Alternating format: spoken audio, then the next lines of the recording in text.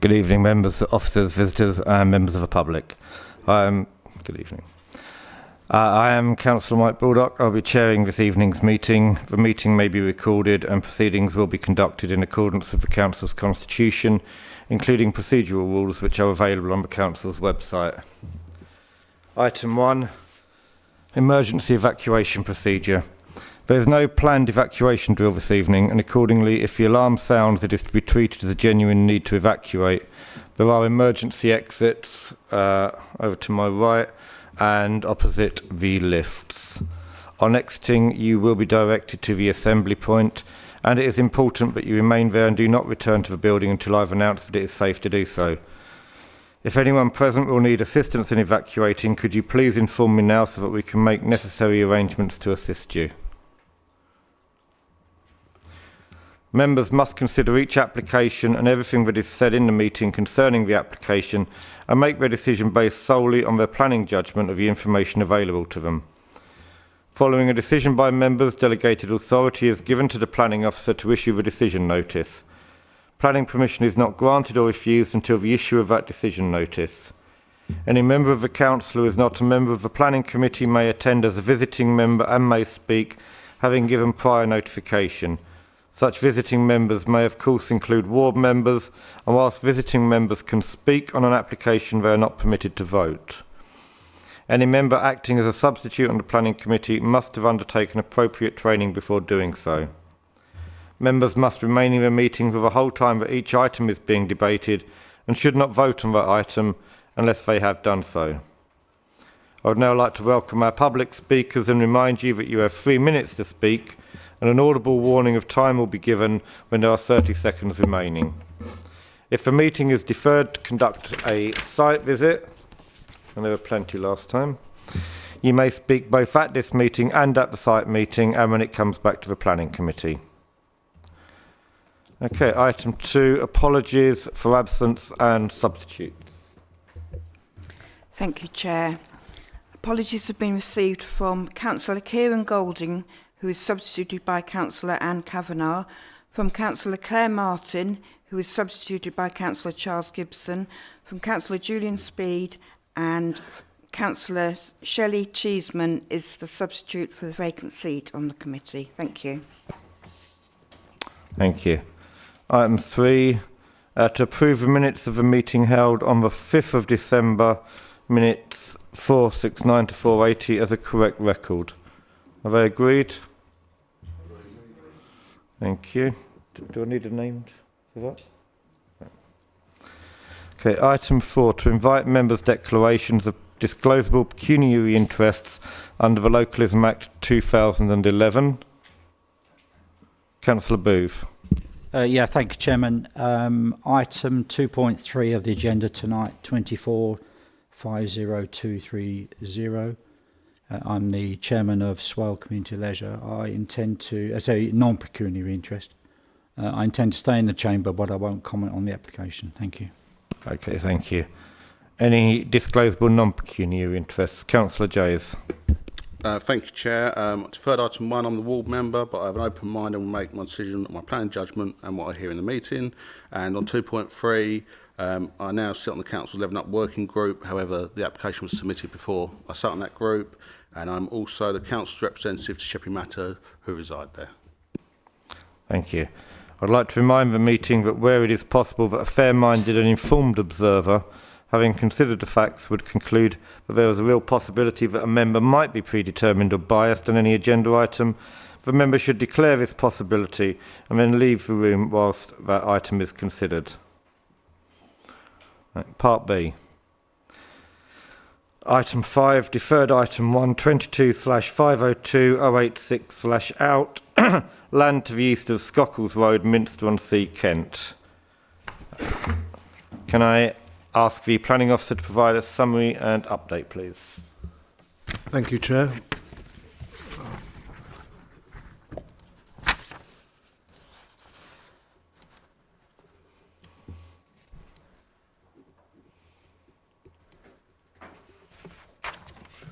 It's got some updates. Firstly, There's an error in the report where it states that KCC advised that special educational needs and waste are strategically located specialist services which will have to be delivered on the mainland.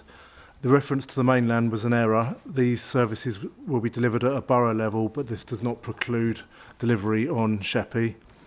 A point of clarification, the further 5 neighbour objections detailed in the committee report are in addition to the 18 additional objections reported verbally at the 10th of October committee meeting, which raised concerns detailed within the original committee report.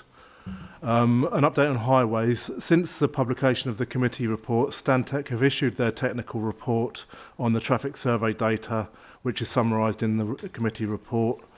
The report notes that the proposed Barton Hill Drive roundabout mitigation does not improve the exit to the A2500 westbound, and improving this exit from Barton Hill Drive roundabout would help reduce the queuing identified in the survey data, whilst not greatly changing the overall network performance.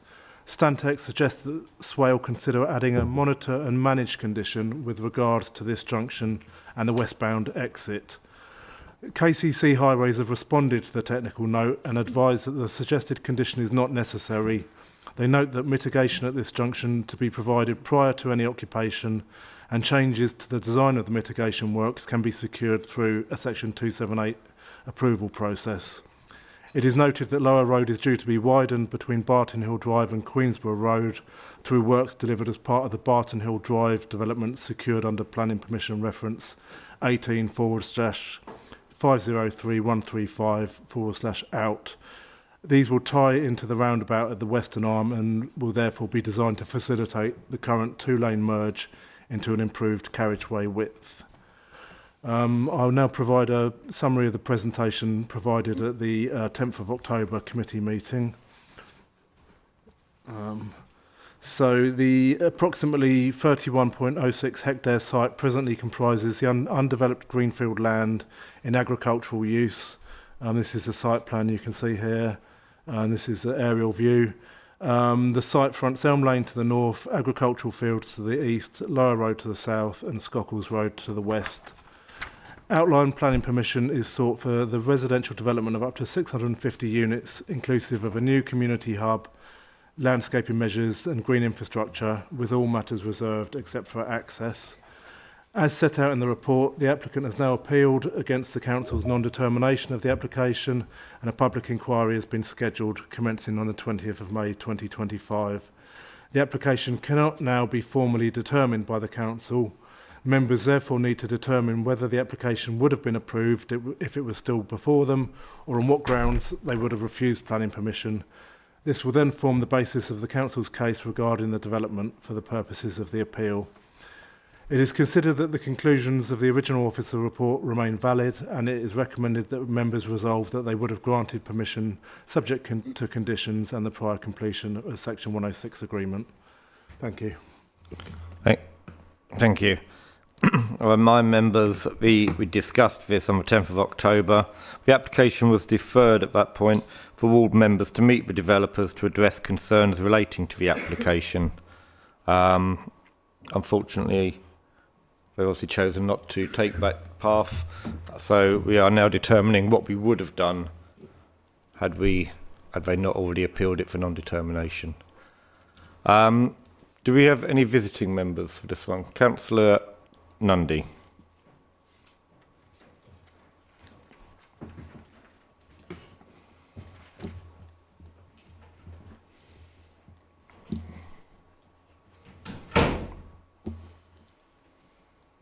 You're thinking you know the drill, but you've got 3 minutes and a 30-second warning. Thank you, Chair. Good evening, Council. I will be brief and I will keep this as simple as possible because, as far as I'm concerned, this is a no-brainer. The application will destroy the countryside gap between Minster and Eastchurch. Both the villages of Minster and Eastchurch are unique. They have beautiful historical buildings. In Minster, you've got Minster Abbey and the Gatehouse, and in Eastchurch, there is the All Saints Church and Sherland Hall. Both villages have their own distinct character as well, their own distinct location within the island, their own identity. and this application will simply merge, or certainly start merging, Minster with Eastchurch. The impact this application will have on local schools and health facilities will be detrimental, because there will be more people living in an area where the public services are already overstretched and already unacceptable. The lower road is incredibly busy, it's not big enough, it's not fit for purpose for the traffic that the island currently has, and so this application will bring more houses, which will bring more cars, which will bring more traffic chaos to the island. Late last year, they shut one road on the island, and for the whole of the time that road was shut, it was absolute carnage trying to get anywhere, because it was one of the main thoroughfares through the island. I haven't got any more to add than what I said at the last meeting. I just wanted to re-emphasise the points and really urge this committee to reject this application. Thank you. Thank you, Councillor Nundy.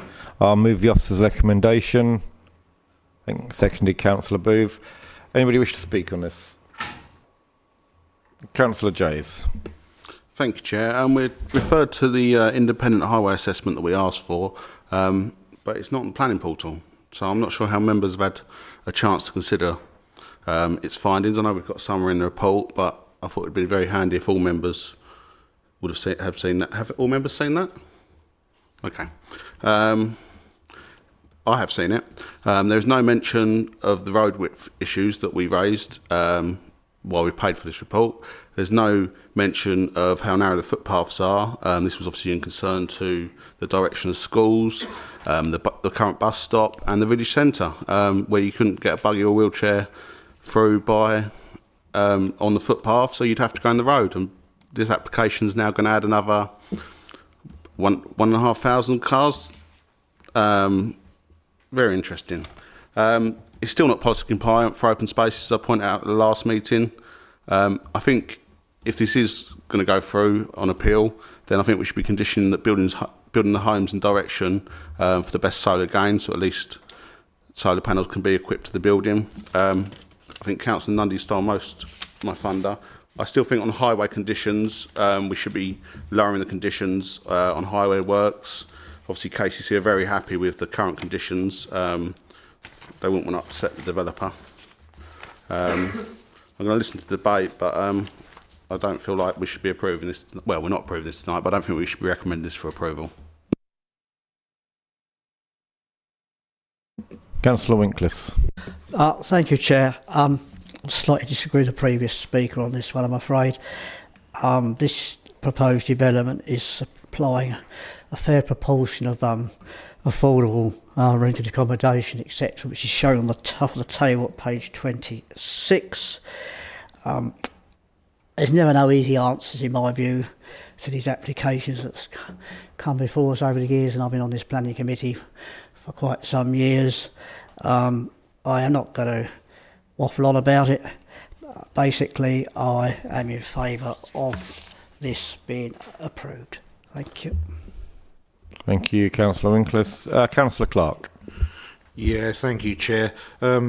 Not too much to say about this. I mean, I do have concerns about the highways issues, but obviously the Highways Authority have raised no objections, so we can't use that as a means to recommend a refusal. As Councillor Winklis said, it is a way to get a significant amount of affordable and social housing, whilst not an ideal location. The only thing I would urge the officers to look at, with the developer stroke registered provider that is looking at, is connected with this site, they have had two sites, one in my ward and one on the island, where they have built significantly other than in accordance with their planning permissions, i.e. too high, too close, and various other iterations. So I would urge, should this go through at appeal, that our officers at the time, when, especially after they come forward with the reserve matters applications, that they keep a very, very, very close eye on this developer, their architects and builders, because what I don't want to see is in a couple of years' time, when they've built 2/3 of the development, they're coming back for a minor material amendment because they've cocked up the drawings and their architect hasn't actually been able to read the drawings properly. And also, I don't know whether it's something we can do. In other developments, this particular provider has used a private building control firm. Is there any way that we can ask them to use STG rather than a private firm, because they have been rather lax at going to STG with their building control findings? Thank you, Chair. I'm advised not. We can't have that influence, sadly. Councillor Thompson. With that in mind, because I've visited a few sites recently, I just want to know about it, but the actual building control, the level of build is so poor. How can we ever be in control of that now? You're saying no, but how can we be, or is there nothing? I don't think it's a planning matter, but perhaps one of the officers can clarify. Chair, exactly that. It's a building control is a matter for or building regulations is a matter for the building control function. We have to presume it's built to meet the requirements, and we can't determine a planning application based on what building regulations. So is there sorry, through the chair, is there a body that controls building control? There is indeed. I'll grab that if that's all right. Several, Chair. Thank you. Thanks. There is STG, which is the shared service that covers this area, and a developer can equally go to NHBC or any other approved contractor and use those services. That's their choice. Oh yeah, no, I understand that. I wondered if who monitors them. So. I think that's beyond planning. Okay, all right. That's what I'll go. Councillor Palmer. Yeah, I'm quite minded to what the ward councillor said about the countryside gap. I think it is an erosion, and I think there are issues on Sheppey, particularly with transport. And I accept what someone said, that the Highways Authority have given no objection. However, and I'm sure probably people on the Isle of Sheppey will know it far better than I, but when I'm going to Sheppey, I have to work out what time of the day I go for the best. And sometimes when I reach Cowsley Corner, do I go left or right? I think that Sheppey is in a dreadful situation with its infrastructure. And the infrastructure, I just don't mean the roads. I mean probably the bus service, the schools, the education facilities, the GP services and things like that. And what we're doing, we are adding to a problem. And I think this development will encourage people to use the car more. If they want to get to the shops, they'll have to use the car along the Royal Road to Neats Court and whatever. And I think even if they've got work, probably a fair majority will be travelling off the island. And I think we're increasing the travel, increasing the situations and the traffic problems that they've got there, adding to the burden on the education and the health and the lack of GP services. So I would say that this really, in MPPF terms, is an unsustainable development in an unsustainable location. And we're just adding to the problems. Thank you.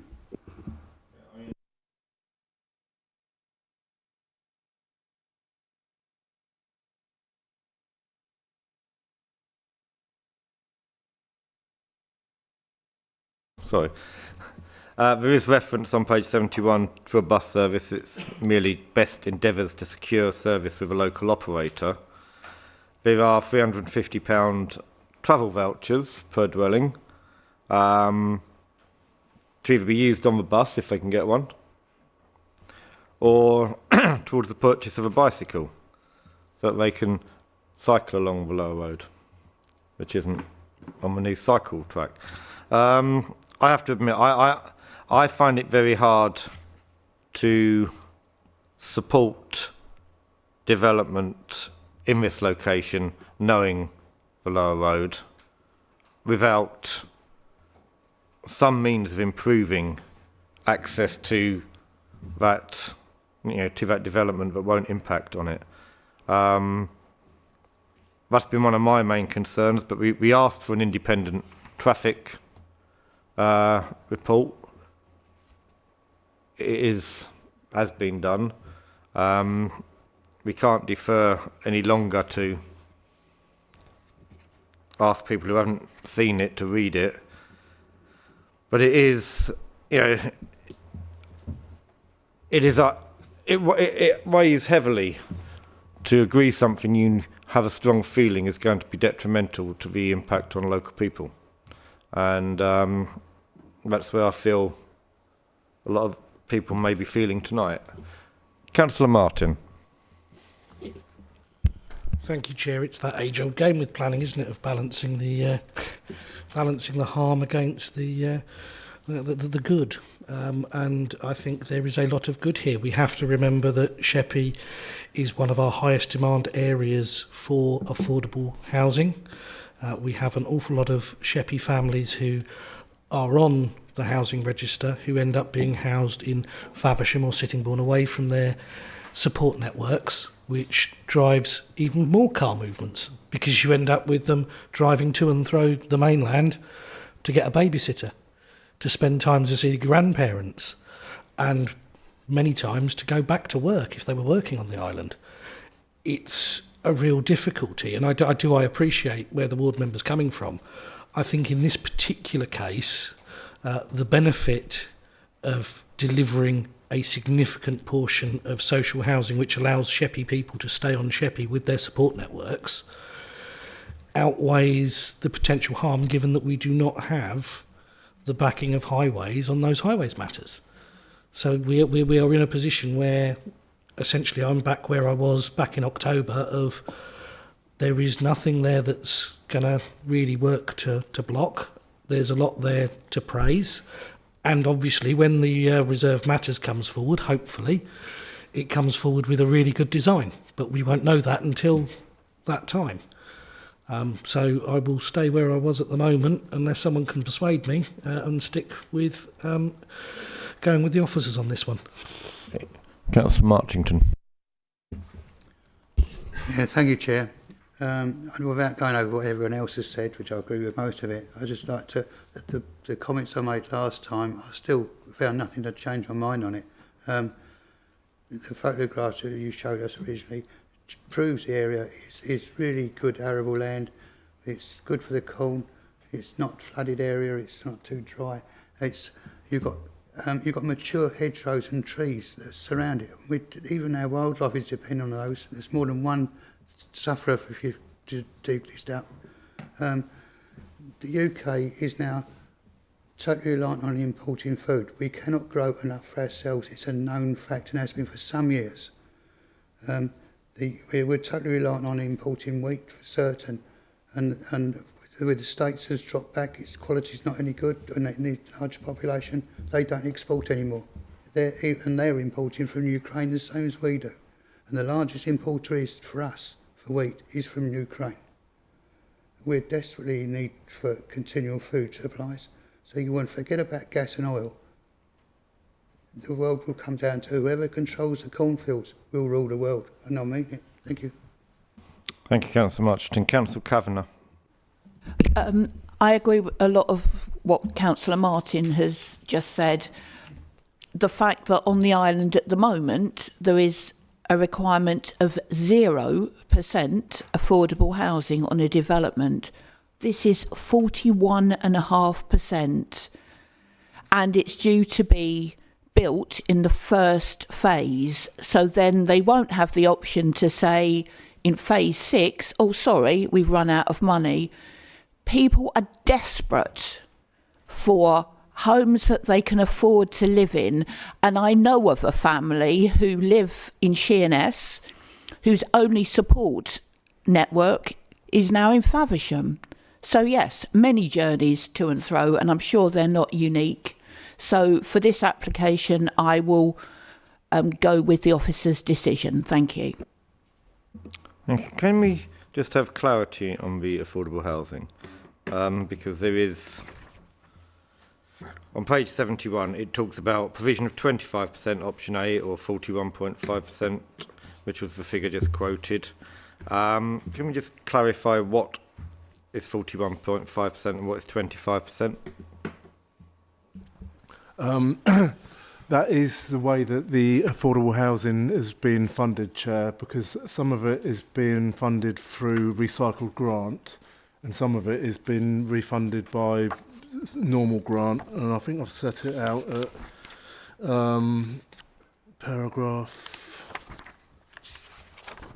6.31 and 6.32, which explains that some of it can be secured via a Section 106 and some of it can't be, and so as in some other cases we're relying on the developer to sort of deliver it without it being secured, but the total is 41.5%, some of it being extra care affordable housing and some of it being social rented and shared ownership housing. So it's about how it's been funded, basically. So are we able to clarify which option we want? No, the two options are there to really address the fact that it can't be the non-recycled grant can't be secured by a 106 because of the terms of Homes England grant funding.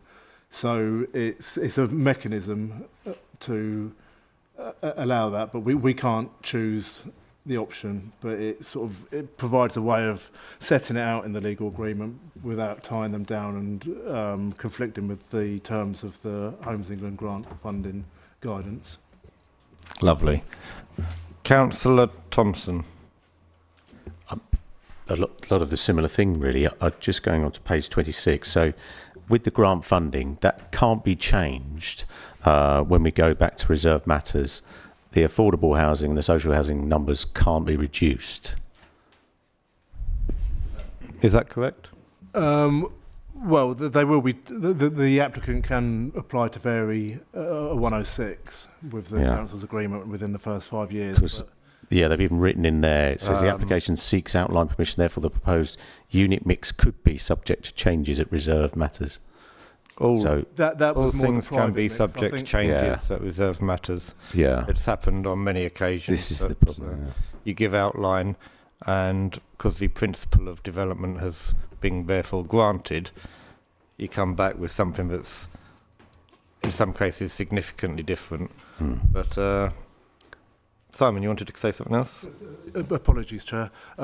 So the variation in the mix, which I've referred to there, does actually relate to the private mix, to my knowledge, and I think that the developer has advised me that the two RPs are involved in this. Contracts are in place, they're ready to deliver, should planning permission be granted. So I think I understand that there is a commitment to the mix that's proposed for the affordable dwellings.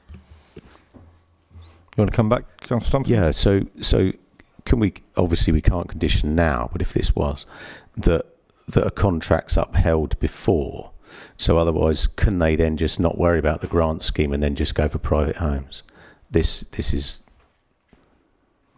Simon? Ian, do you want to come in? I mean, without negotiating the detail of the 106, I can't provide that assurance, but I mean, we can look to tie down the delivery of the affordable housing to the extent that we can in the context of the grant funding as part of the negotiations through the appeal process. Ian? I think a point that might help is that the 106 would normally specify the number of units, and then a likely clause, and Simon will kick me if I'm wrong, is that it will say when the reserved matters application is submitted, the actual mix of the number of bedrooms per dwelling, etc., shall be agreed at that stage. It might be the case that, for example, we need more 3 beds, more 2 beds, more 4 beds. The layout of the development can accommodate less or more of that number of bedrooms. So we'd have a clause in the 106 that says when the reserved matters comes forward, they have to submit what's called an affordable housing scheme, or which will in conjunction with the reserved matters, tie up so that we, at the moment, we'd secure the number, we'd secure the detail in terms of the number of bedrooms within that at a later stage, and I think that's the point that we're getting to in there, if that's helpful. Are we able to, I mean, sometimes we agree an application almost against policy, but specifically because of a benefit it gives, and it is awarded purely on the basis of that benefit. Can we do that in outline, for an outline planning permission? So we're only giving this outline planning permission because of the uplift in affordable housing. Through you, Chair, it's sort of, this is a bit different obviously because it's going through appeal for non-determination, but if we're the decision maker, we're determining that level of affordable housing is necessary to make development acceptable. So, and that's then secured through the 106. It can only be done at outline stage. We can't do 106s at reserved matters stage. That then binds carrying forward unless there's a deed of variation, and that could be to reflect changes in any number of variables that have come up in the meantime. But it does give us a slightly greater steer.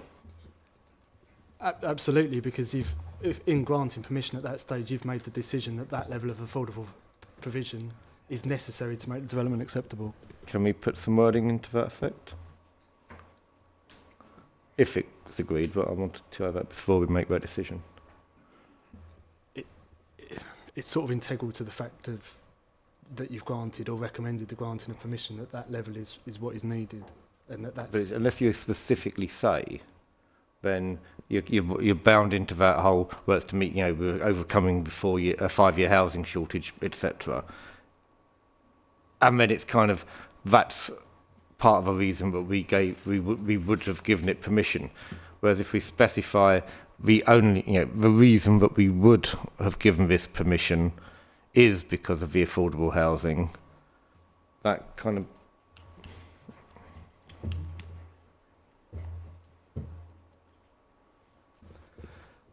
we can specify as a reason for granting permission. We can give a reason for. It's a little unusual nowadays. It used to be done more often. I read old books. Okay, and this isn't binding on anybody, but if we are to give permission, would you like that included in it? Can I just see a show of hands? Okay, that's agreed. But we will incorporate something like that. Okay, I've still got Ben, Simon, Andy. Right, Ben. Sorry, Councillor Martin. Get told off. That's right. So it was just to put a bit of clarity in that area. So in terms of where we've been in this brief conversation over the percentages, it's a bit of a misnomer in some ways. Realistically, we know viability would not work for 16.5% or any other percentage on the island without Recycle Grant Fund. No housing association is going to use Recycle Grant Fund if they're not also using actual grant fund. There's a real benefit to using actual grant funding as well, because there's usually a clause within the grant that prevents you from selling those properties on in the future for anything other than affordable use. So the shared ownership obviously gets sold on, but your social rent properties would be social rent in perpetuity, particularly somewhere like the island, which I think has an exclusion already in place in some parts for the sale under the right to buy. So essentially, it's even more secure for long-term affordable housing, not having it in the 106 agreement, but having it as grant funded than it is elsewhere. Certainly, I know when I look at work at times, if someone puts in a right to buy inquiry, the first thing you have to check was there any grant funding? And if there was grant funding, sorry mate, you don't qualify. Go and do a mutual exchange somewhere to someone that does. So hopefully that gives a bit more reassurance. Okay, Councillor Clark. Yeah, thank you, Chair. It's something that I did raise at your briefing on Monday. It is disappointing that the applicant decided to go straight to appeal for non-determination without speaking to the ward councillors first.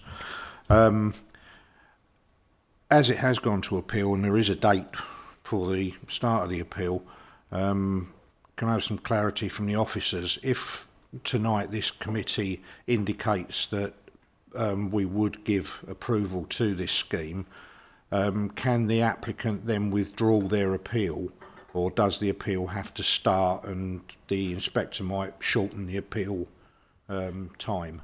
I think that is beyond the remit of this planning committee to consider. It's I understand, and it would also be sort of alluding to what a developer may or may not do. So I think that's I tell officers off when they start going on about appeals. So I have to do the same. Could the applicant withdraw their appeal?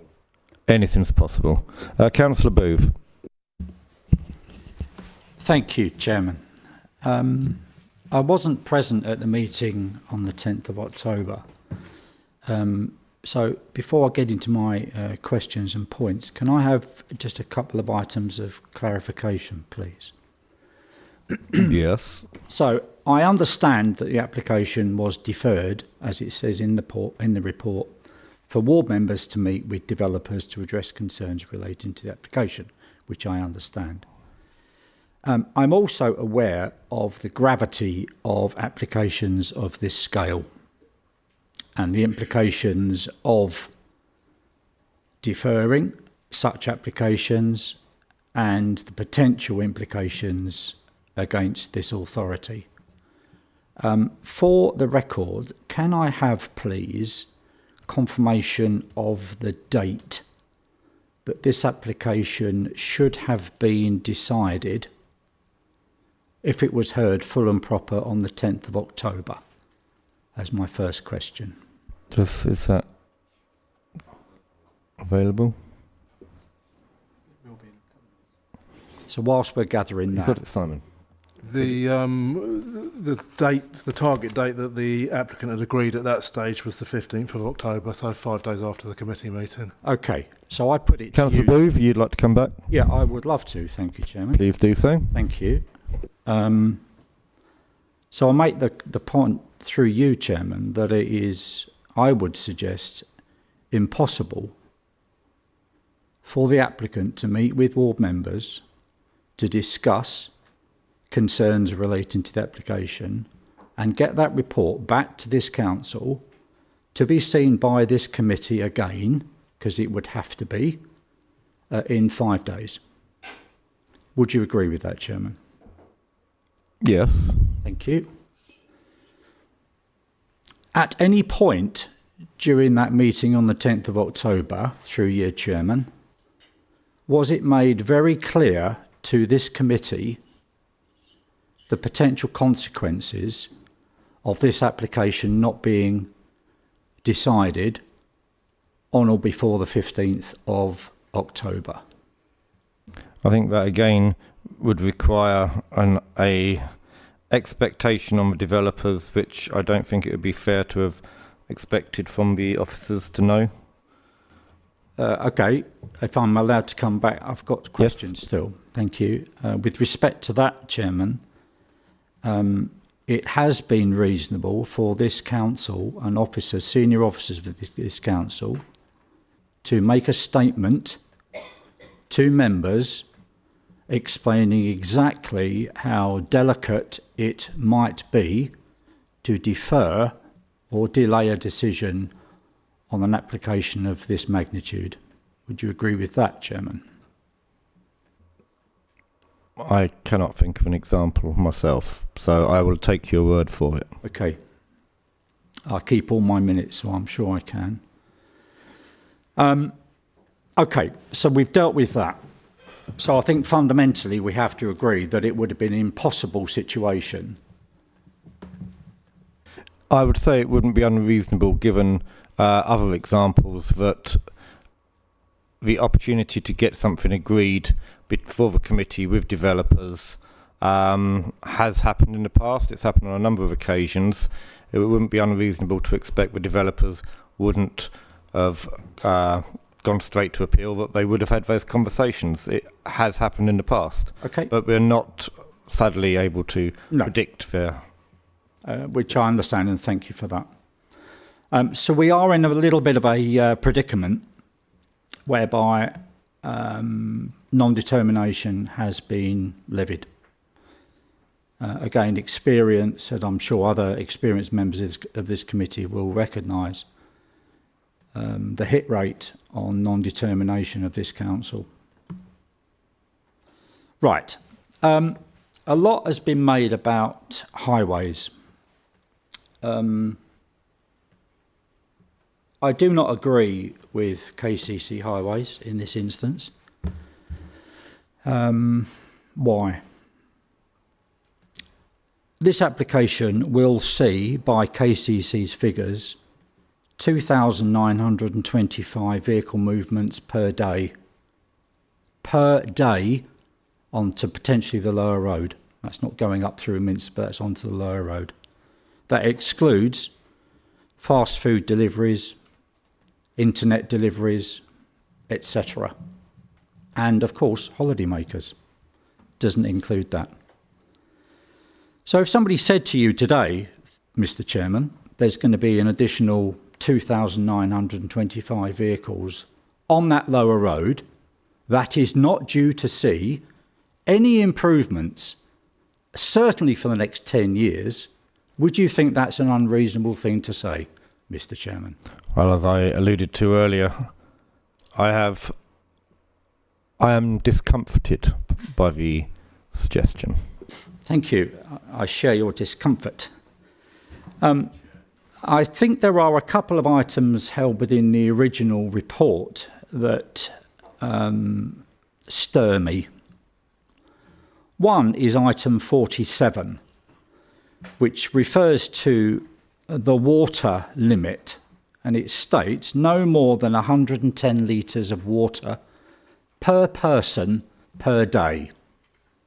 Mr. Chairman, a 5-minute shower on average is 90 litres of water. So we are now limiting the cleanliness of people living potentially on that site. Would you agree with that? If that is the average shower, 90 litres, I have not a clue. Thank you. And I prefer gallons. We all prefer gallons, Chairman.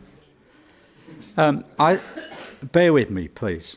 There's another part that I find extraordinarily patronising, which is the offerance of £350 to the dwellers of such a development. Is that recognition enough to say this is in an unsustainable location? So we're going to give you some travel vouchers. Councillor Booth. Yes, Chairman. You may know better than I the cost of a bicycle. I used to think that you could get a bike for 200 quid, but I am informed that you can't now. Does £350 purchase a new bicycle? Not that I frequent those stores, Chairman, but I'm sure one can pick up a reasonable bicycle for certainly £100 from certain places. So 3.5 then.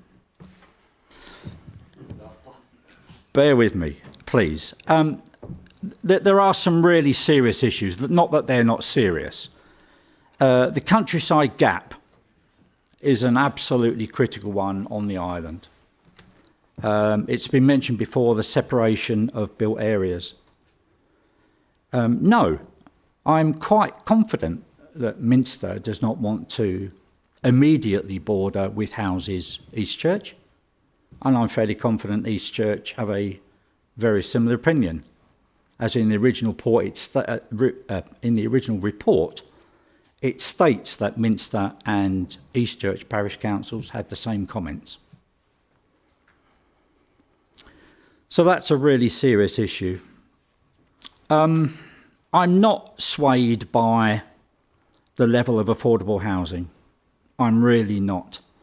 Again, it is not at this stage of an application that this committee can dictate those levels. That is always the 106 agreement tie-in. And as we know, 106 agreements change at the 11th hour. So let's not hold our hat out on that one. So I'm going to go for basically unsustainable location. I'm going to go for the infrastructure. I'm going to state that I believe KCC highways are not in touch with the realistic traffic flow on the lower road on the island. It was only a couple of years ago, Chairman, that circa 11,000 vehicles traversed the Barton Hill Drive junction. 11,000 per day. So now we're looking at potentially 14,000 per day. I know we can't look at what's already been approved because we're looking at this application, but let's not forget the application at Barton Hill Drive, which is circa 600 houses. Let's call that another 2,500 cars. You can see where I'm going, Chairman. So I would suggest this council can fight and challenge KCC Highways on their figures and ask them to demonstrate the reality of what they're suggesting. And I would say to you that they will be unable to do so. It's very easy for highways to say, yeah, we're happy with that. The island's great. No, it's not. Not for highways issues, I will say. So I'll be consistent, Chairman, and if I was here on the 10th, and thankfully I'm here today, I would not be in support of this application for those reasons. Thank you. And would you like to request a recorded vote? As you've put it to me, Chairman, yes, I would. Please. Is that seconded? Okay, we'll have a recorded vote. I don't see any more speakers. Sorry, did you put your hand up again, Councillor? So please go ahead. It's only since we were chatting with Ian about... So you're not chatting sorry, during my committee meeting, sir? No, during training. Just to get my head around this, any point viability can trump anything we put forward. Ian? Thank you, Chair. As per the MPPF, viability of a development can be a material consideration, but the weight to give viability is for the decision maker. It doesn't have to trump it. It's something that we can take on board. Policy CP6 includes a procedure for addressing viability, the steps that need to be taken, and how we might act if we found that a development isn't fully viable. But it's always a matter for the decision maker to decide how much weight to give to any viability evidence that's put before it, as opposed to the policy requirements. Do you wish to come back, Councillor Thompson? It sort of still doesn't answer in my head the issue, because what would be the time scale of outline to delivery? In that time scale, viability can obviously change a lot. That's what it's impossible to say when they would submit. Right. They have committed within the. There's mentioned in the report. They've committed to do this quite quickly, but there is no requirement for them to do so. I think they have 3 years. When is there a time limit on having to submit detail once outline planning, if outline planning permission is given? Yeah, we amended the condition on this to secure a faster timescale in view of the applicant's suggestion. So the reserve matters. The first application for approval of reserve matters should be made within 12 months, beginning with the date of the grant of outline permission. So that was to secure the first application in a timely manner. And then condition 3, the first phase of development must be begun no later than the expiration of 12 months from the approval of the reserve matters for that phase. So that was to sort of tie it down, or to secure fast delivery of the first phase of development. Thank you. Oh, Councillor Martin.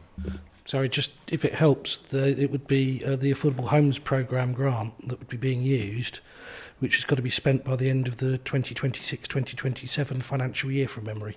It's either that or the 25-26 financial year. So they would be looking to deliver pretty damn quick if they're using their grant funding. Thank you. Right. I have to take my glasses on. Councillor Clark. Thank you, Chair. I listened very carefully to Councillor Boo's statements, questions, etc. I haven't picked up on what the independent traffic survey said. Could we have some clarity on what the independent advisors said to us about traffic capacities, etc.? Simon? So the members queried the accuracy of the traffic surveys at the last committee meeting. So we had some traffic counts carried out at the same locations in December, and to see whether those original surveys were accurate. And generally the counts were lower than the original survey. There was one incident where there was more queuing, but Stantec analysed the survey data and have independently advised us that the conclusions of the original transport assessment and the proposed mitigation measures. So I should add that there is widening of roundabouts being proposed, which will improve traffic flow and the operation of the highways on the island to mitigate the additional traffic. So just to make clear that that is proposed and secured through conditions. But the survey data was generally comparable or less than the original survey data, and the Stantec, who we appointed, have supported the conclusions of the original transport assessment. I do concur with your feelings and those expressed earlier, but that could have been better brought to our attention, especially as we had asked for it. Okay, anybody else? In that case, just for or against. Councillor Winklis. For the officer's recommendation for approval. Yes. Oh, that's for. Okay. Councillor Watson. For. Councillor Cheeseman. For. Councillor Thompson. Against. Councillor Stephen. Against. Councillor Palmer. Against. Councillor Gibson. For. Councillor Martin. For. Councillor Marchington. For. Councillor Jays. Against. Councillor Hunt. For. Councillor Kavanagh. For. Councillor Clark. For. Councillor Braun. For. Councillor Booth. Against. And I'm against. That's 1, 2, 3, 4, 5, 6, 7, 10. I make that 10-6. Yep. Okay, so that is carried by 10 votes to 6. Right, I'm going to try and carry on. So the next one is item 2.1, which is 18/505/157/out, Sanderling Way. We'll ask the officer to give us an update, please.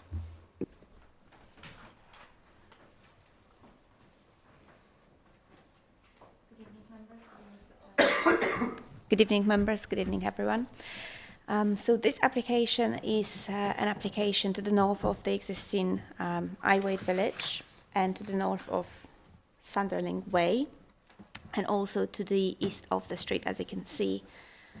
Sorry. sorry, just a second. I'll try to resume the slideshow.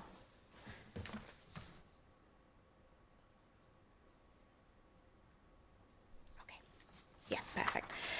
So the site is located to the north of the existing Iwade village, to the west of the street. You can see it outlined in red.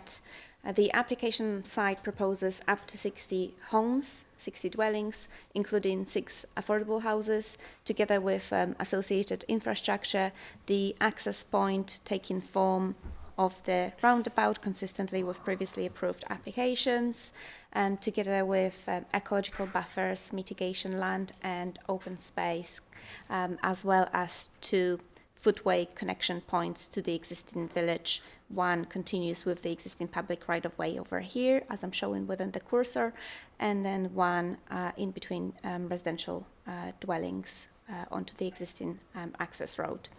The site at present is a greenfield that forms part of the wider housing allocation. To be more precise, it's an allocation as set out in policy A17 of the currently adopted local plan. Now, I'm showing you on the slide the map contained in the adopted local plan, showing the wider allocation, the context of the application site.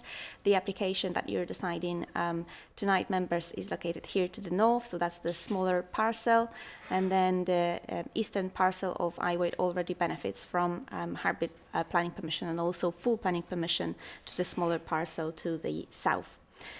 So now, in terms of the scheme itself, the application for the decision tonight, the proposed layout and the detail follows the requirements contained in policy A17, and that is more specifically in relation to the layout and the form of the housing. So we have the housing contained within the red parcels that were envisaged as part of the local plan for housing development, built form development, to appear as an integral extension to the Iwade village, with the buffer zones being to the north, providing that buffer and screening to the village. So that's how the proposed development is laid out. Now, in terms of the contributions, the scheme mitigates its impacts fully. It proposes to mitigate impacts on highways in terms of the financial contributions that it delivers and KCC asks for. In terms of all other necessary obligations as explained in the report, this will be secured in Section 106 agreement that will include community infrastructure, NHS contributions, open space and affordable housing. So in line with the officer's recommendation, my recommendation, the officer's recommendation, is to grant planning permission subject to Section 106 agreement and conditions. And lastly here, I'm showing you some photographs just for a context. That is the street showing where the access will go, the roundabout. That is the view of the site from the footpath towards Sheppey. And that is a view towards the western part of the site, towards allotments. So yeah, that's all. Thank you. Thank you. Can I ask Mick Drury, the agent, to speak, please?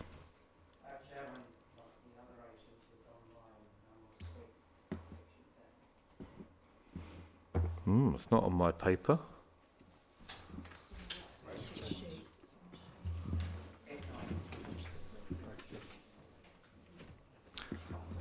Grace Clements, can you speak, please? Hello, and thank you for your time this evening. I hope you can hear me okay. This submission relates to a strategic allocation within the adopted local plan, as the officer has just set out. The site therefore forms an important part of the borough's planned land supply and would deliver the final piece of the Iwade allocation. Because of this local plan status, the principle of development in this location is not in question, and I would therefore like to focus on reassuring members of the quality of this submission. When the application was first submitted, access to the site was originally proposed from Sandling Way to the south. At the time, this caused local concerns over traffic impacts on the surrounding road network.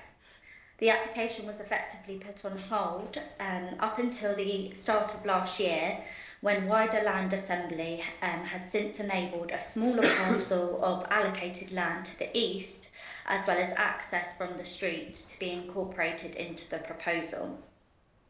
It should be noted that this smaller parcel of land benefits from existing outline permission for residential development under the adjoining application, and importantly, detailed planning consent for the mini roundabout, which this application will utilise. KCC have raised no objection to the proposals on this basis. Approximately 50% of the overall site area is reserved for open space and ecological habitats, including the retention of ponds and new planting. And this will provide biodiversity enhancements, amenity space for residents, and a landscaped edge to the north of Iwade for the benefit of the wider community. The detailed plans to be submitted at Reserve Matters will ensure appropriate window positions and the siting of individual plots in order to protect the living conditions of the closest neighbouring properties. In summary, the application before you represents a real team effort that has taken a lot of detailed preparation and technical updates, which we hope you will support in line with your officer's recommendation. Thank you. Thank you. Can I ask Noel Hanafin, please?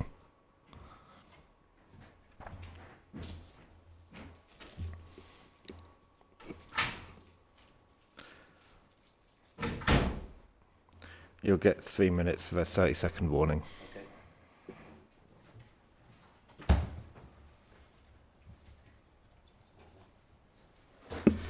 Thank you for the opportunity to oppose this planning application. Residents that I've spoken to as part of the 70 letters of opposition to this have all said it's part of the local plan and nothing we can say or do will make a difference, but I have to speak to you about the adverse effect that it will have. I'm not a planning consultant, just a resident that has lived in this village backing onto this field for 22 years. Iwade Parish Council have also opposed this application.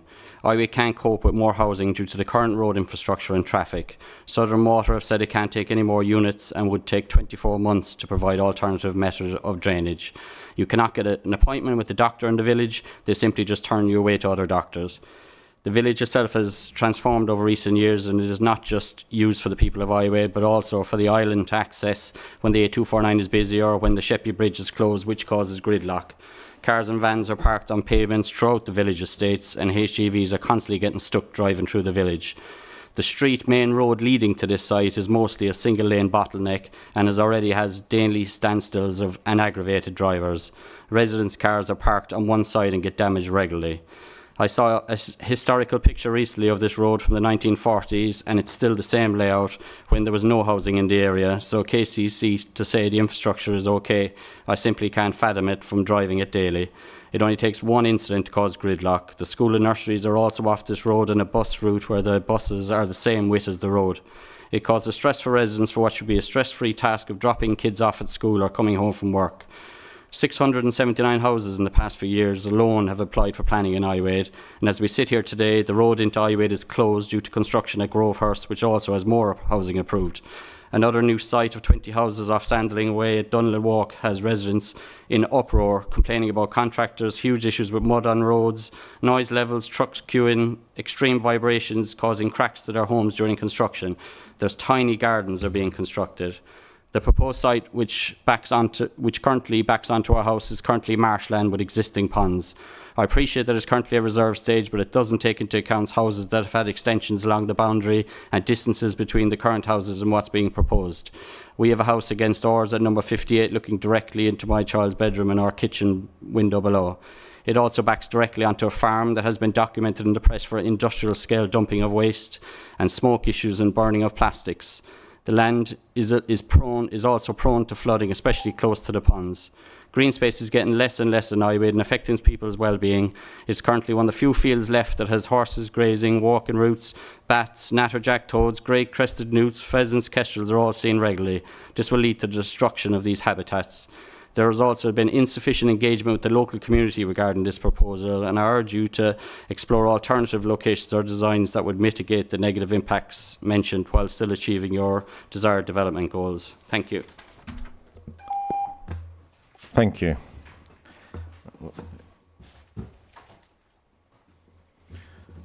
Okay, I'll move the officer's recommendation. Thank you, Councillor Booth. Anybody wishing to speak on this?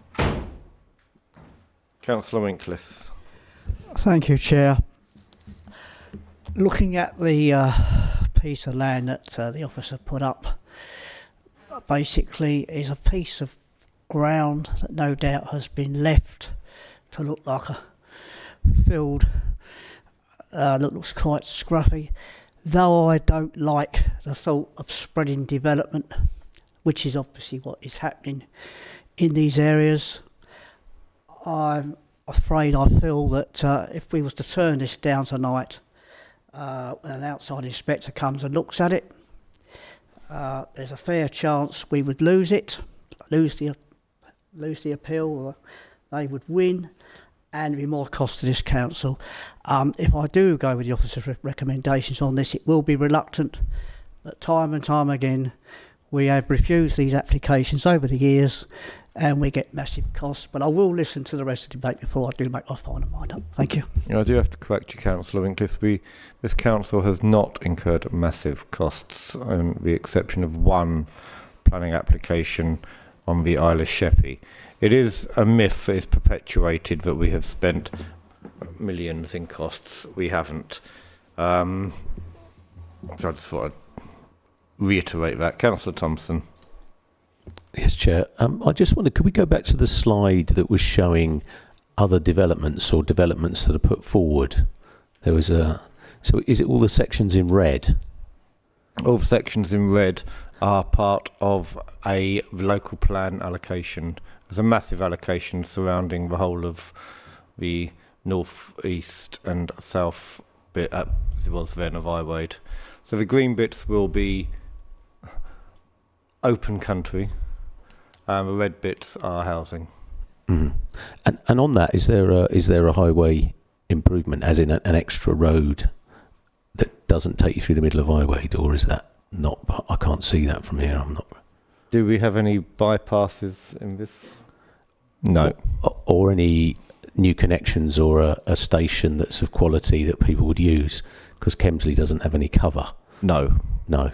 Okay. Everything will be going through the existing road network. Okay. Thanks so much. Including past the pub and the church. Right. Yeah. Thank you.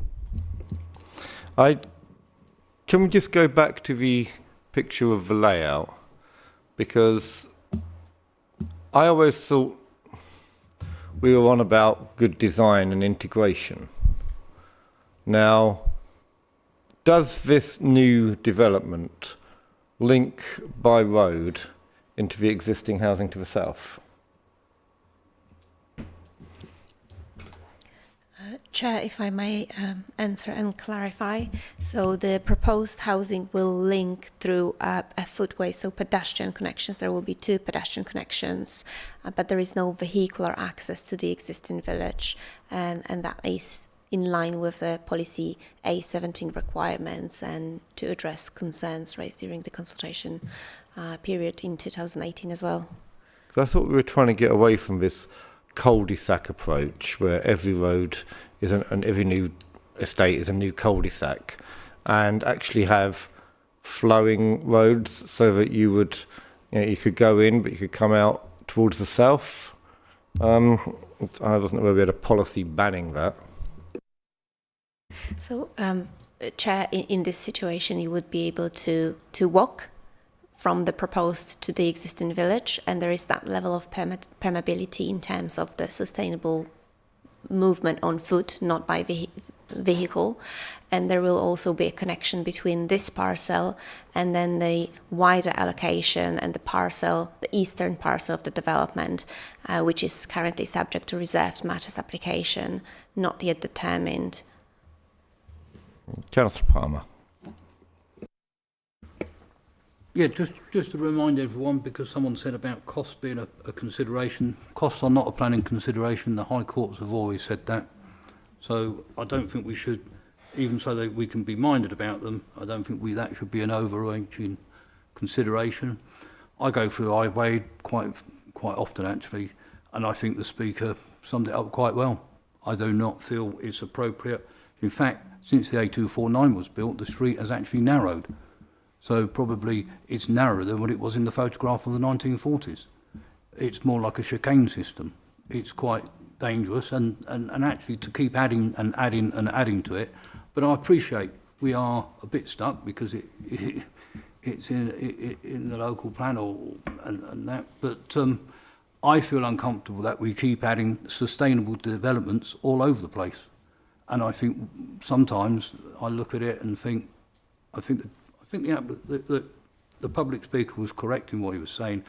This application is again another example of an unsustainable development in an unsustainable location. People will be using their cars because there's very little bus service. They will be the pressure on the GP service and all that will be increased. So in my view, because of that, I think the disadvantages outweigh the advantages. Thank you. Thank you. Councillor Hunt. Thank you. I think just on that point, to say it's an unsustainable location, if it was, there wouldn't be any housing at all there. And it's been recently approved with other housing, so there's no way that we'd get away with saying it's an unsustainable location. I just want to point out about the roads, from what Councillor Baldock said about the roads from the south. That's exactly as this development came forward back in, if you look at the reference number 2018, this has been going on for a long, long time. And I'm actually pleased that the changes have been made, that it's not going through Sandling Way. That is how it was in the beginning. That roundabout didn't exist. And that's putting these extra 60 houses through windy roads that residents already have problems with, and that would include the building of these houses with all the lorries, and which is happening at the moment with Dunlin Walk. The only access is through Sandling Way and it just doesn't work.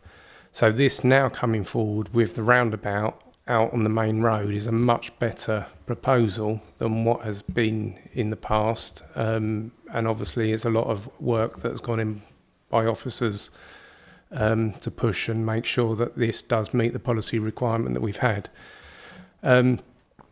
So I think it's obviously any development isn't going to be wanted, but we have to remember that it is an allocated site. Where the houses are shown is just indicative, and I probably do have a bit of a concern on where some of those houses are shown, but we can't do anything about that at this stage until we see those detailed plans come forward.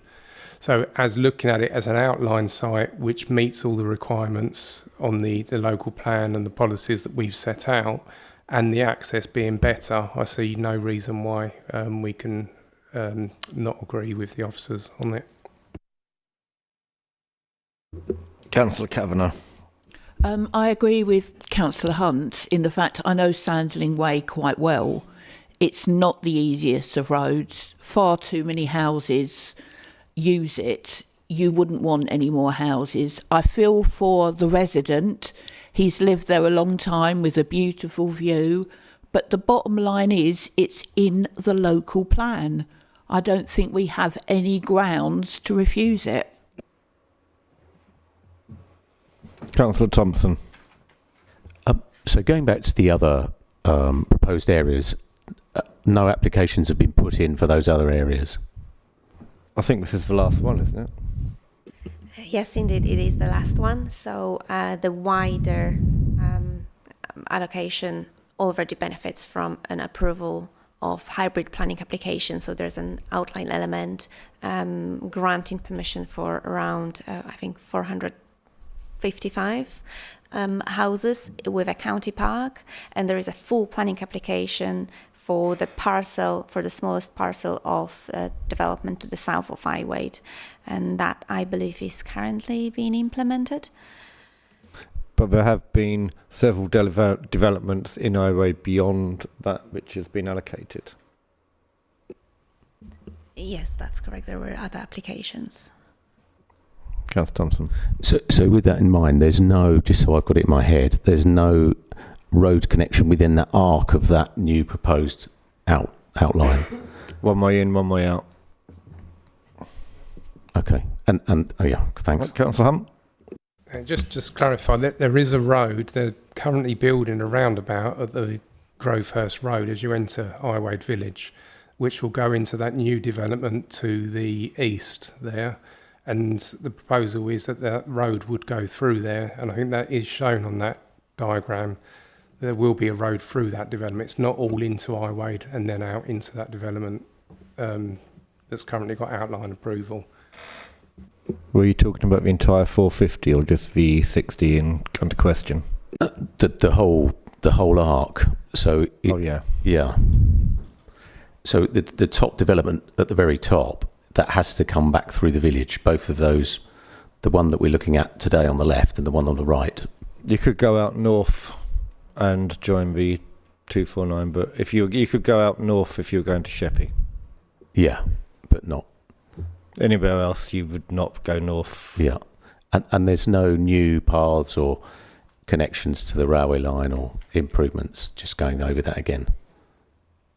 Is there any improved route access to Swale Hall? There is no improvements to railway in terms of the highways. The developer contributes to the HIF fund, so Highway Infrastructure Fund, towards Grovehurst junction improvements, as well as there is financial contributions towards junction improvement at the Sanderling Way and the street that is led by KCC Highway, so they will be delivering the works. But the applicant was requested to contribute financially to mitigate the impact on the scheme for delivery by KCC. So that's localized improvement. Okay, so we've got nothing written in for any improvement on non-car, in other words, sustainable transport. So, in other words, the railway, there's nothing. And the other sections that we've got, the other 450, sorry, have we got anything... through the chair, sorry, Councillor. through the chair, sorry. That we can amend to that. In other words, in reserved matters for those, are there reserved matters that we can... They've all come forward, haven't they? Yeah, I think given the location of the site, it wouldn't be. I don't think in terms of the size and the location of the site, wouldn't be feasible to contribute or to propose any improvements. And equally, KCC Highways didn't consider it necessary. There are vouchers though, transport vouchers, £350 per dwelling, to support sustainability and to allow future occupiers to purchase a bike. It is a huge shame that all the massive development that has been imposed on Iwade, and there has been virtually nothing done to improve Swale Halt or access or parking at Swale Halt. It's a huge opportunity missed, I think. That's what I was trying to get at. I can't see any improvement to Kemsey or wherever the other station may be. I can't see another station, but for parking and then sustainable connection to that, there isn't any. Right, thanks. Councillor Booth. Thank you, Chairman. I'm just looking at the Iwade Parish Council comments, and to be fair and respectful to the council, there's not many of those that would hold water if we're looking at reasons to object. And I'm not looking for reasons to object. I'm looking to endorse our skilled officer recommendation, Chairman. Either yes or no. So with that in mind, the Speaker, Mr Hannafin, raised a comment regarding bats and newts. Again, for the minute and for the satisfaction of Mr Hannafin, can the officer confirm that appropriate surveys have or will be undertaken for particularly bats and newts which are endangered? Joan? Thank you, Chair. Yes, there was an ecological appraisal, included all necessary surveys that were carried out in support of the application. The ecological survey information was also updated upon receipt of revised plans. That confirmed that there is no potential for bat roosting within the site, and there is sufficient reptile habitat and translocation area to accommodate and translocate the species present within the site. As you can see on the illustrative master plan, the ponds are being retained, and in one example here, one pond is being enlarged. There will be additional attenuation ponds that will be able to accommodate species present within the site as well. And also, as recommended by AKCC Ecology, those ecological habitat area will be not for the use of occupiers, so not for residential amenity, but there is a parcel of open space to the western part of the master plan, which is to facilitate open space available to the residents as well. Thank you, Chairman. Come back. Yep. Thank you for that. And through you, Chairman, the only other comment I would make is similar to any other new or well-maintained cul-de-sac in the borough, is I have sympathy for the people living at the first house. Thank you. When this was given, back in 2017, the local plan was put through, controversially.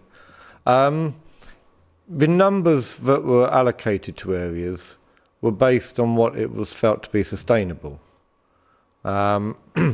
Given the amount of additional housing over and above that allocated in the local plan that has ended up in Iwade,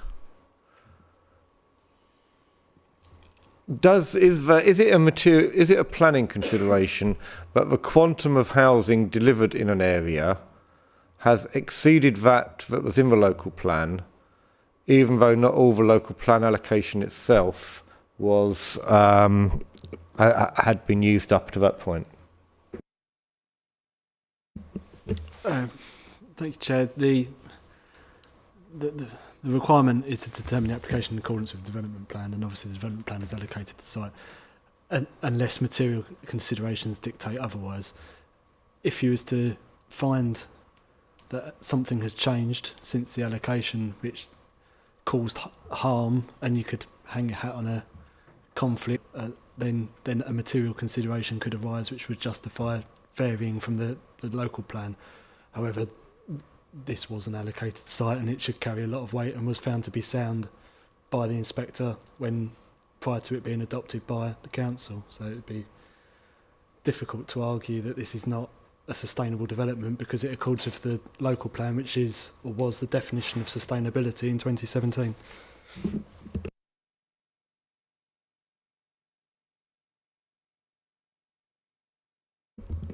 Anybody else? Okay, those in favour of the officer's recommendation, please show. That's 1, 2, 3, 4, 5, 6, 7, 8, 9, 10, 11. Those against? 5. That's carried. Right, we're going to take a 15-minute break.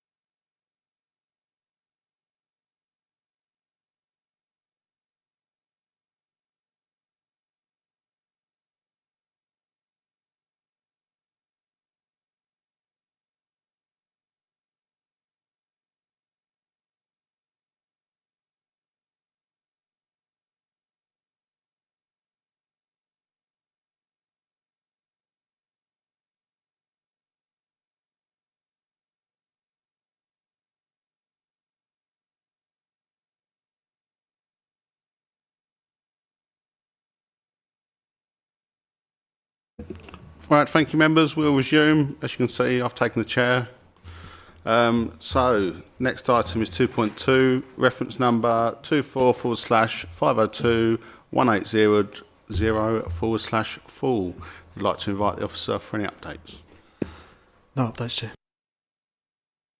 Excellent. We have no public speakers, no ward members have indicated they wish to speak. Therefore, I'd like to move the officer's recommendation. Do I have a seconder? Councillor Booth, thank you. Anyone wish to? Thank you, Councillor Brong. I just wanted to say I called this in because they started development without submitting an application, and a resident asked me to, but I'm totally open to however it may go. Okay, do you have any discussion on it? My only thing would be it's Blue Town and they're about to put a green fence up. So my question to the officer would be, could we condition that it be blue? No, Chair. No? Even if we was to put a condition onto that effect, they could paint it again, and it's already up and it's green. And if you'd like to see a photo, I think you'd agree, Councillor, it looks fine. Well, it's not blue, but in Blue Town. Okay. Councillor Clark. Sorry, just through you, Chair, I did come past this site a couple of days ago and the green fence has already gone up. Okay, if there's no further debate, then all those... Oh, sorry, Councillor Thompson. I don't actually know I'm just going to quickly get my head around the what was the proposal that was put forward? Yeah, where's this Thank you, Chair. The application is for change of use of car parks from Oh, right, okay.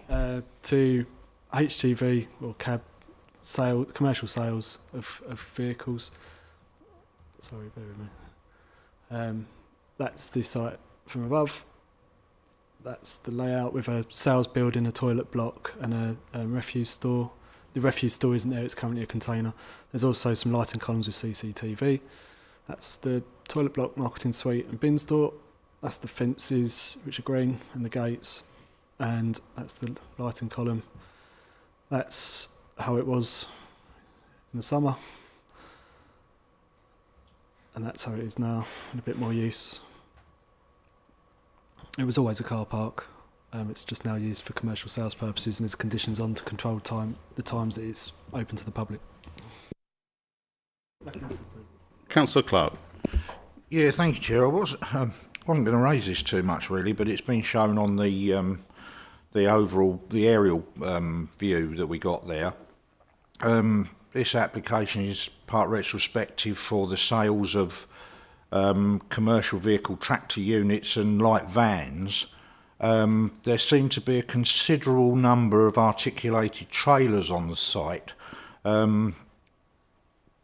Is it, I may have read it wrong or missed it, is there a condition on there that says that it can only be for tractor unit and light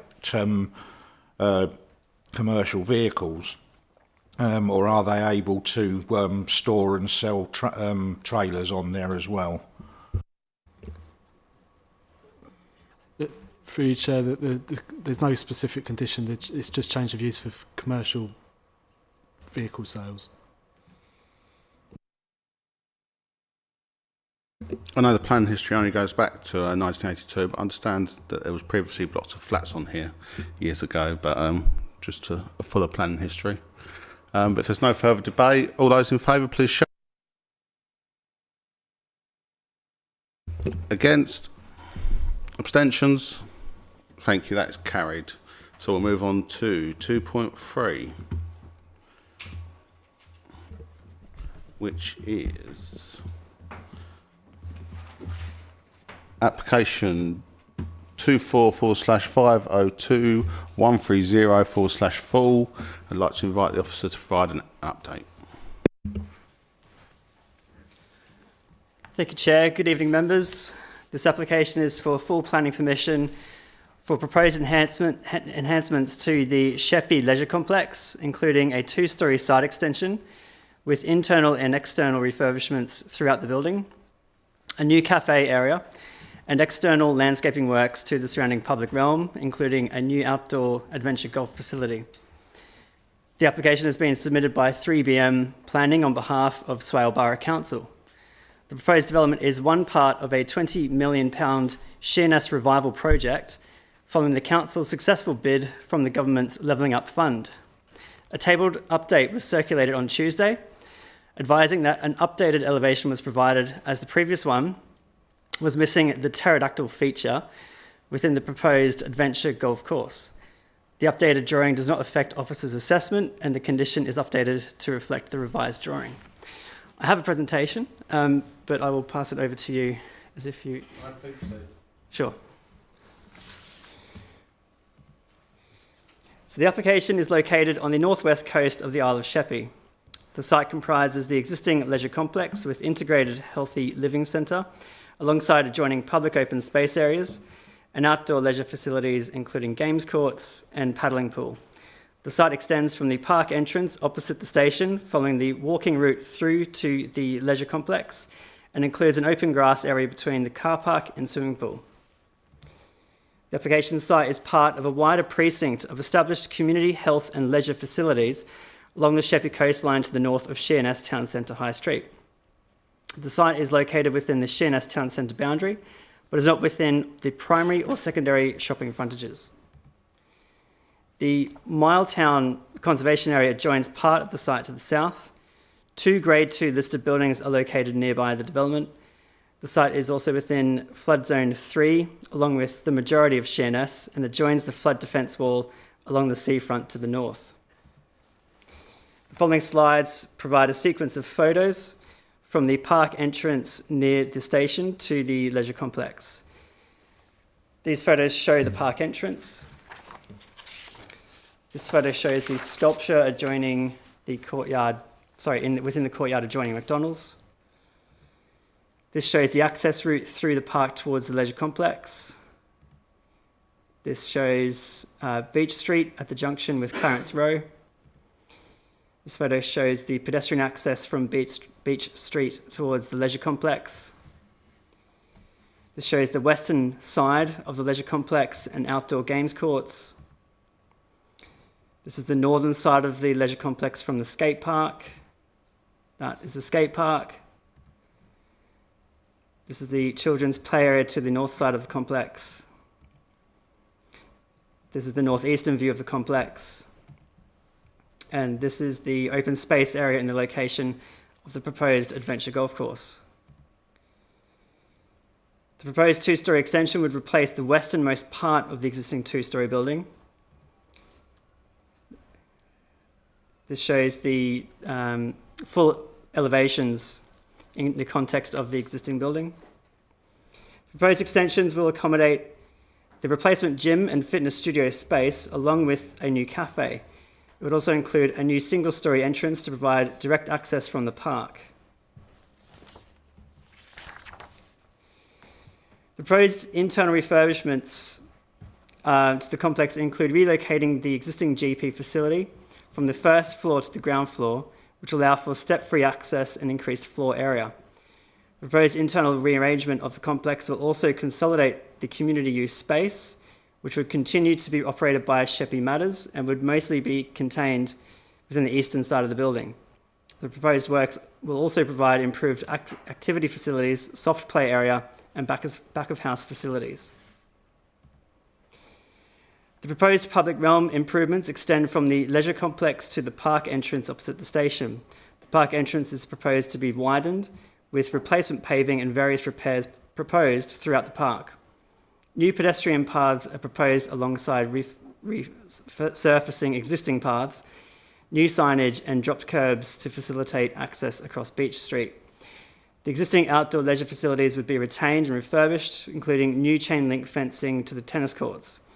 Soft landscaping proposals include 14 new trees, new species-rich planting, and replacement of hedgerows. A new adventure golf course is proposed to be installed within the existing grassed area in the eastern part of the site. It includes an 18-hole adventure golf course containing landscaping features, a water feature, and obstacles inspired by local landmarks and history. And this shows the visualization of the proposed adventure golf course. Officers consider that the proposals are acceptable and compliant with the local plan policies and MPPF. It is therefore recommended that full planning permission be approved. Thank you. Thank you very much. I'd now like to move the officer's recommendation. Do I have a seconder? Councillor Booth, thank you. I'd like to open the debate, if there is any. No? Okay. Very well then, we'll move to the vote. All those in favour, please show. Against? Abstentions? Thank you. So that is carried. So next up we move on to the Part 5 reports. Does anyone have any comments on any of the Part 5s? Okay then, thank you members. I will close the meeting at 20:48 and see you next month.